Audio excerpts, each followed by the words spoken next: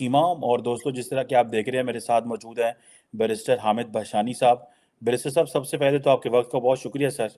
आपका शुक्रिया जनाब, थैंक यू।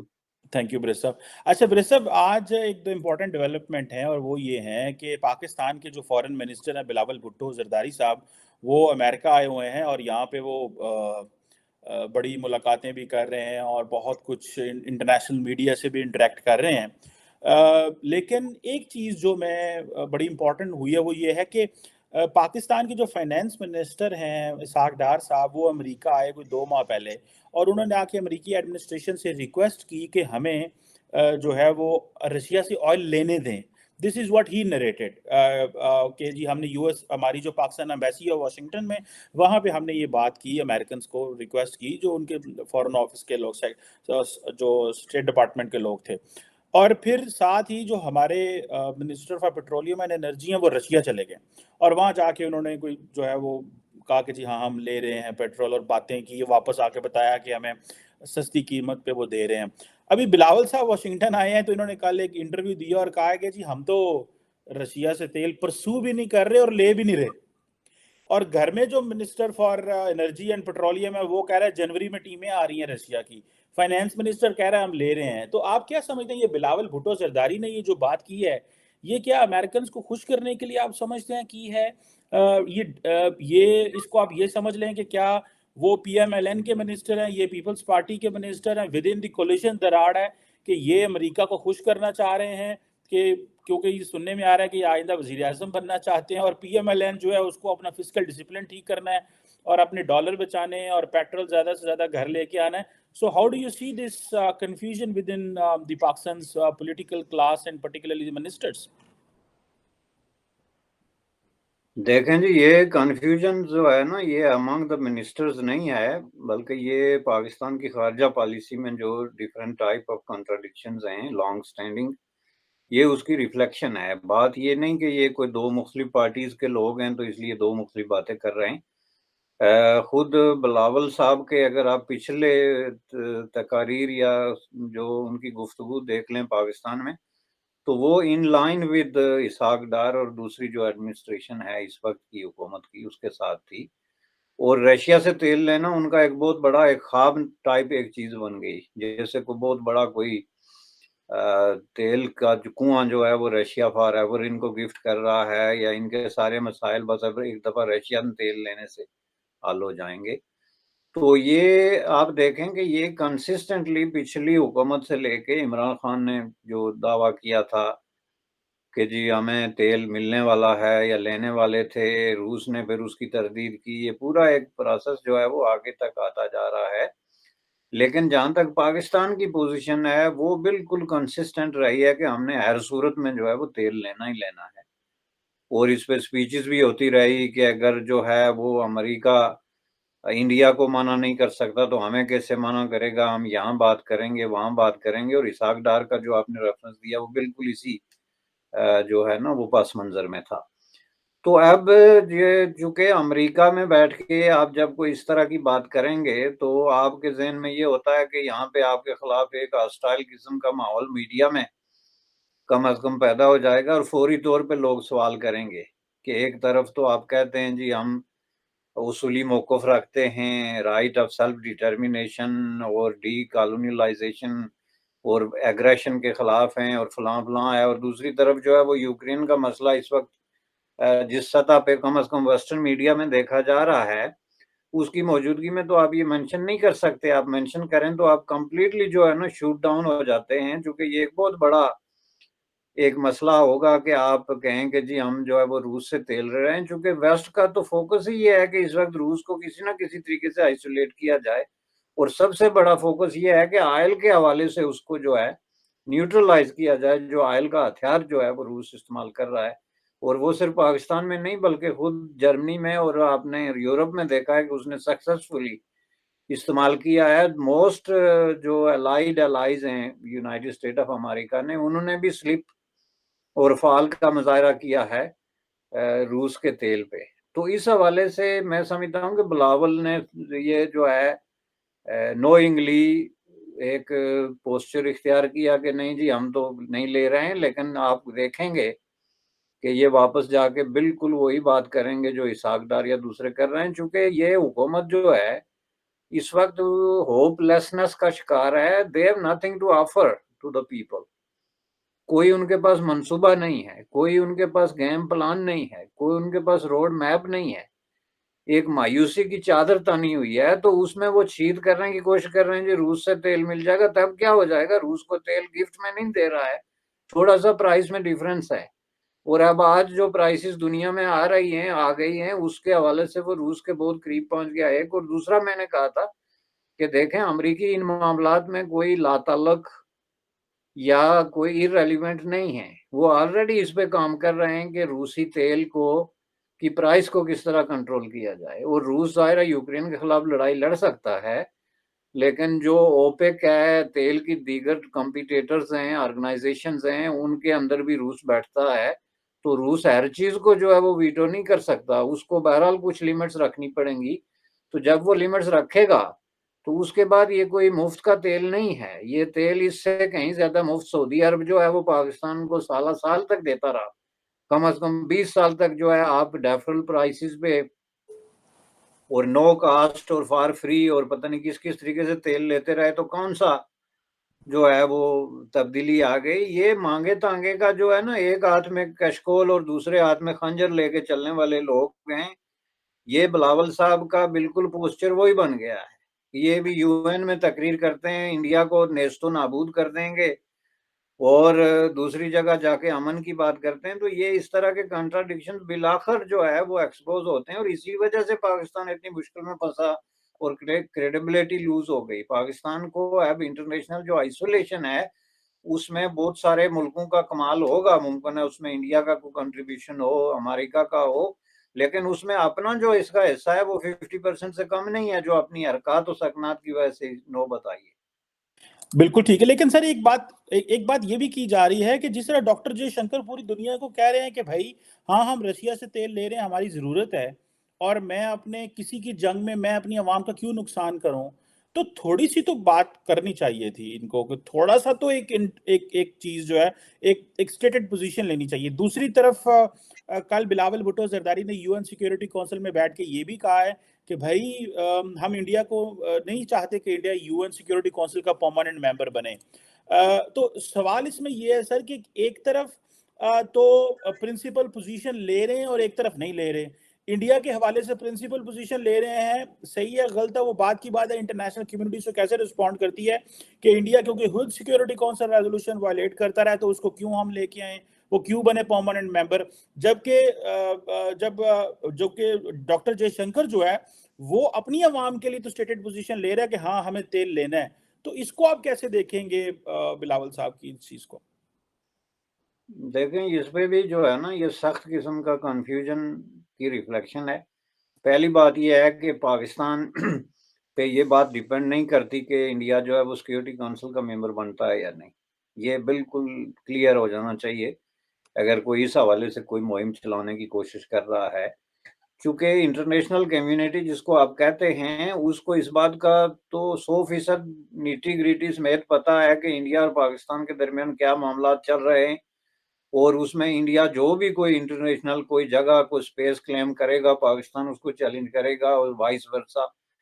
ये तो मतलब है, इसमें कोई ऐसी बात है ही नहीं कि कोई ये तवक्को रखता है कि पाकिस्तान भी इस पे रजामंदी का इजहार करेगा कि इंडिया जो है वो सिक्योरिटी काउंसिल में जाए। लेकिन देखें, यही तो प्रॉब्लम है जो मैं बार बार कहता हूं कि इसको, पहली बात है ये इस पे डिपेंड नहीं करता कि पाकिस्तान क्या करता है, लेकिन पाकिस्तान को ये देखना चाहिए कि वो बहुत सारे मामलात में इस हद तक जो है वो नेगेटिव रोल पे ना चला जाए। इंडिया का सिक्योरिटी काउंसिल में जाना तमाम जो साउथ एशियंस हैं और जो एशियन हैं उनके, और जो ब्राउन जनरेशन है पीपल हैं, उनके मफाद में है। ये किसी एक मुल्क के मफाद में नहीं है। और ये जो सीटें एलोकेट होती हैं, ये ब्रॉडर सेंस और ब्रॉडर पॉपुलेशन और ब्रॉडर जियो पोलिटिकल जो मफादात हैं उनको सामने रख के होती है।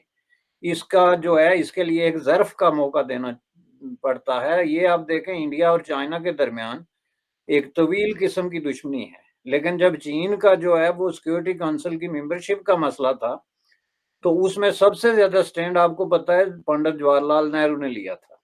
कि जनाब आप जो है वो चीन को सिक्योरिटी काउंसिल में जो है वो सीट दें, इस पे उसने इंसिस्ट किया and he became one of the best advocate. हालांकि जाहिर है कि चीन के हवाले से जो उनके अपने मामला थे वो उस वक्त ही मौजूद थे, लेकिन पंडित जवाहरलाल नेहरू इसको एक एशियन नेशनलिज्म के पर्सपेक्टिव में देख रहा था कि भाई ये जो है हमें जो है ये एक बहुत बड़ा फायदा होगा कि हमारा एक पड़ोसी मुल्क और हमारा इलाका और हमारे खित्ते और हमारे बर्रे आजम का एक मुल्क जो है उसकी यूनाइटेड नेशन के अंदर एक प्रेजेंस होगी। आज आप देखें वहां पे इंडिया में बहुत सारे लोग ये कहते हैं कि ये पंडित जवाहरलाल नेहरू की गलती थी, उसे सीट खुद लेनी चाहिए थी, लेकिन ये बात भी वैसे ज़िमनन में क्लियर कर दूं कि ये पॉसिबल नहीं था। इंडिया ये सीट क्लेम नहीं कर सकता था।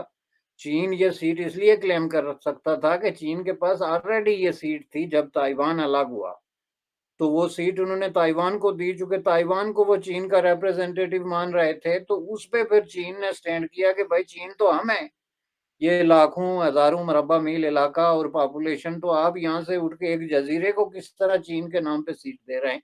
तो उसमें फिर पंडित जवाहरलाल नेहरू ने एक जो है वो स्टैंड लिया। इसका मतलब ये नहीं कि पंडित ये कहते कि नहीं जी चीन को ना दें हमें दे दें तो उनको मिल जाती। तो इस तरह ये चीजें जो है ना छोटी मोटी, अब इंडिया को सीट ना मिलने से क्या पाकिस्तान को सीट मिल जाएगी, सवाल तो ये पैदा होता है। और ये जो हमारी रिप्रेजेंटेशन है, Pakistan at the end of the day जो है इंडियन सब कॉन्टिनेंट का हिस्सा है ना जनाब, तो ये सीट जो है ये हमारी सीट है, हम सब की सीट है, ये पूरे इस खित्ते की सीट है। तो ये पाकिस्तान को नहीं मिलेगी, ये किसी और मुल्क को मिल सकती है, लेकिन पाकिस्तान को किसी भी तरीके से जो है वो नहीं मिल सकती। तो ये इस तरह की जो कमीनगी होती है ना जी डिप्लोमेटिक सतह पे, मैं आपको बताऊं इसका इजहार नहीं करना चाहिए, चूंकि इससे आपका छोटापन जो है वो जाहिर होता है, और इससे ये जाहिर होता है कि आप दुश्मनी बराए दुश्मनी पे बिलीव करते हैं और आपका विजन जो है वो बहुत लिमिटेड है। बिल्कुल ठीक है, लेकिन मेरा ख्याल है शायद बिलावल भुट्टो जरदारी वो जो डॉक्टर जयशंकर की टफ लाइन पाकिस्तान के ऊपर है, वो जहाँ पे जाते हैं पाकिस्तान को कहते हैं स्टेट विच स्पॉन्सर्स टेररिज्म और इस तरह की चीज़ें करते हैं, तो मेरा ख्याल है उसी के वो पेराए में वो कहते हैं कि अगर ये परमानेंट मेंबर नहीं है तो ये हमारे साथ ये कर रहे हैं, ये परमानेंट मेंबर बन गए तो वो मेरा ख्याल है पाकिस्तान की वो one things from the Pakistani perspective तो they have a point as well. अच्छा बिरसम ये बताइएगा कि क्या नाम है बिलावल भुट्टो जरदारी ने यूएन में ही और उस पर इंडिया में बड़ा शोर मचा हुआ है, मैं भी कुछ इंडियन टीवी चैनल्स पर था, और वो ये कह रहे हैं कि बिलावल ने ये कहा कि जो उसामा बिन लादेन के बारे में बात हुई, तो दहशतगर्दी की बात हुई जिसपे डॉक्टर जयशंकर ने कहा कि उसामा बिन लादेन पाकिस्तान से पकड़ा गया, तो बिलावल ने कहा कि हाँ जी उसामा बिन लादेन तो मर गया है लेकिन जो बुचर ऑफ गुजरात है वो जिंदा है। और जो डॉक्टर जयशंकर हैं वो आरएसएस के फॉरेन मिनिस्टर हैं और मोदी आरएसएस है और आरएसएस हिटलर है, ये वो इस तरह की उन्होंने बातें की। आप क्या समझते हैं ये जो डिस्कोर्स फॉरेन पॉलिसी का जो डिस्कोर्स है, ये जो चीजें यूनाइटेड नेशंस में आ गई हैं, इसको आप कैसे देखेंगे कि इंडिया कह रहा है कि जी बिलावल भुट्टो जरदारी ने पर्सनल अटैक किए हैं और उस पे मोदी साहब पे सुप्रीम कोर्ट ने उनको जो है वो क्लियर किया हुआ है। डॉक्टर जयशंकर बड़े पूरी जिंदगी जो है वो फॉरेन ऑफिस में रहे हैं, उनका आरएसएस से कोई ताल्लुक नहीं है। ये जो चीजें बिलावल भुट्टो जरदारी कर रहे हैं, घर में तो शायद उनको बहुत ज्यादा वैल्यू मिलेगी, पाकिस्तान में तो वो बल्ले बल्ले हो गई होगी उनकी।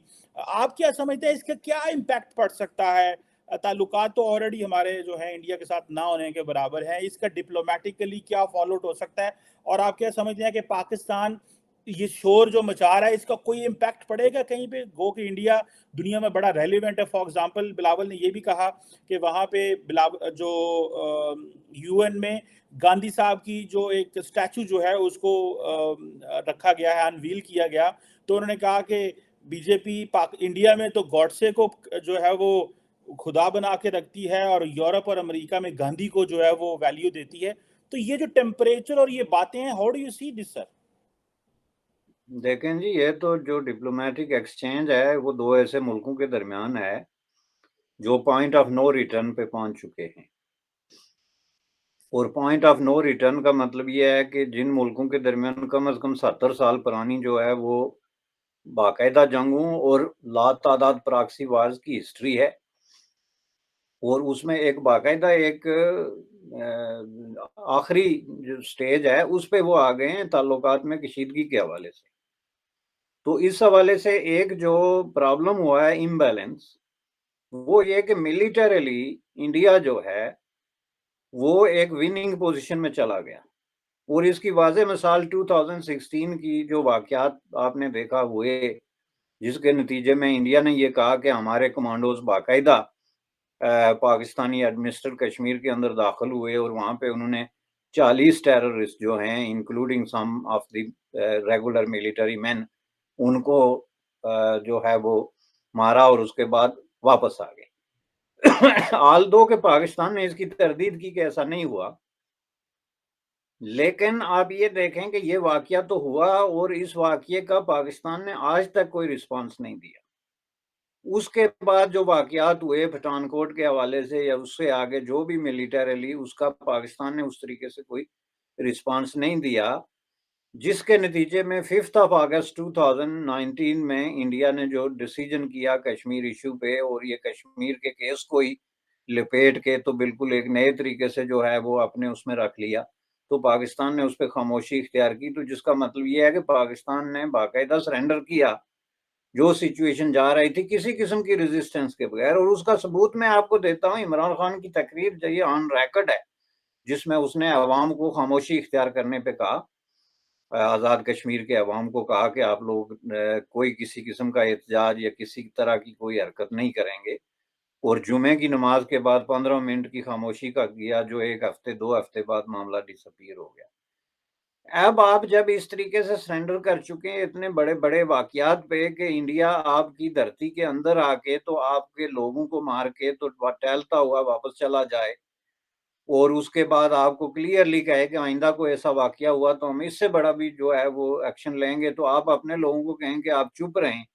तो इसका मतलब ये है कि आपने एक डिसीजन कर लिया कि हम अब मिलिटरीली जो है वो इंडिया के साथ किसी तरह का कुछ एक्सचेंज जो है वो करने के लिए तैयार नहीं, तो हम अक़वाम मुत्तहिदा में तकरीर करेंगे। तो उसमें इमरान खान साहब ने एक तकरीर कर दी थी, जिसका अब 3-4 साल से कोई नतीजा नहीं निकला। तो उसी तरीके से ये इमरान खान थ्योरी है कि भाई मोदी साहब या जयशंकर या कोई आदमी जो है उसका आरएसएस से ताल्लुक है। ये एक डेमोक्रेटिक कंट्री है इंडिया, और ओपन वोट्स में ये लोग इलेक्ट होके आए हुए लोग हैं। पहली बात ये है कि ज़ाहिर है जो लोग इंडिया की तारीख और उसका कल्चर और उसकी जो है वो सोशियो इकोनॉमिक हिस्ट्री समझते हैं, उनको पता है आरएसएस एक इंडिपेंडेंट डिफरेंट ऑर्गेनाइजेशन है, which has nothing to do with BJP और कांग्रेस या इस तरह की जो फोर फ्रंट पे ऑर्गेनाइजेशंस हैं। लेकिन ये इमरान खान की थ्योरी है जो बिलावल साहब हूबहू रिपीट कर रहे हैं, व्हिच इज़ वेरी अनफॉर्चुनेट। मैं आपको बता दूं, चूंकि इसका मतलब क्या है कि जब आग और पानी एक होना शुरू हो जाए तो इसका मतलब है इनके पीछे कोई तीसरा आदमी बैठा हुआ है जिनको ये थ्योरियां दे रहा है। भाई थोड़ी सी स्टडी और रिसर्च तो कर लो कि आरएसएस है क्या और उसका रोल क्या है 21st सेंचुरी की इस पॉलिटिक्स में जो इस वक्त इंडिया में हो रही है, उसमें वाकया ही क्या आरएसएस जो है वो कोई इस तरह की किंग मेकर का रोल प्ले कर रही है, या ये सिर्फ आपके जहन में इंडोफोबिया और आरएसएस फोबिया और इस तरह के खौफ और हरास की कैफियत में आप मुबतला होकर कुछ भी कह रहे हैं। ये मतलब अनफाउंडेड किस्म की स्टोरीज हैं जनाब, जिनको यूनाइटेड नेशन जैसे बड़े फोरम पे मैं समझता हूँ कि उठाना ही जो है ना इमेच्योरिटी है, और इसके पीछे पाकिस्तान की वही फरसुदा किस्म की वजारत खारजा की सोच कार फरमा है। मैंने कई दफ़ा अर्ज किया कि पाकिस्तान की वजारत खारजा की फाइलें और उनका कंटेंट 50 साल पुराना है और उसको अपडेट करने की जरूरत है, जो वो कर नहीं रहे। इसकी मुझे समझ नहीं कि क्यों नहीं कर रहे, लेकिन there is something seriously seriously wrong with them. साहब हो सकता है वो उनके पास वो आज़ादी ना हो, आप सारा वज़न उन्हीं पे डाल रहे हैं बेचारों पे, वो तो बस समझिए अपनी दिहाड़ी मज़दूरी करके जा रहे हैं। जिधर से डोरियाँ लाई जाती हैं सियासतदानों की, ये भी तो उन्हीं पे डिपेंडेंट है, तो आप इन बेचारों को फिर क्यों कह रहे हैं, इन मासूमों को? ये तो बस अपना जो उनको कहा जाता है वो कर देते हैं। जवाब दे तो वही है ना जनाब, जवाब दे तो वही है। अब हमें क्या पता है कि पीछे इनविजिबल फोर्स कौन सी बैठी है और क्यों बैठी है, इसका जवाब भी तो वो देना। लेकिन ये स्टोरी बहुत पुरानी पेश कर रहे हैं, ये अब पिट चुकी है।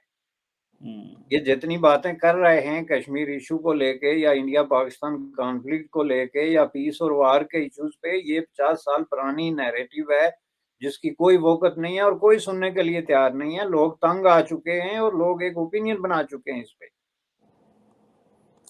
बिल्कुल सही कह रहे हैं, लोग तंग भी आ चुके हैं, ओपिनियन भी बना चुके हैं, और ऐसे लग रहा है कि जैसे बिलावल साहब जो हैं वो अपनी सीवी तेज कर रहे हैं, क्योंकि वो कहा जाता है कि नेक्स्ट प्राइम मिनिस्टर के कैंडिडेट है पाकिस्तान में। गो के देखना है कि वो इस काबिल होते हैं कि नहीं होते, वो चीज़ें मैनेज कर पाते हैं कि नहीं कर पाते। ये चीज़ें बड़ी जो हैं वो अजीब किस्म की हैं, और किस तरह चीज़ें डेवलप होती हैं, लेट्स सी इस हवाले से। लेकिन टेम्परेचर जितना हाई हो गया है, कोई और ताकत तो है नहीं है कि जो दोनों ममालिक को बिठा सके।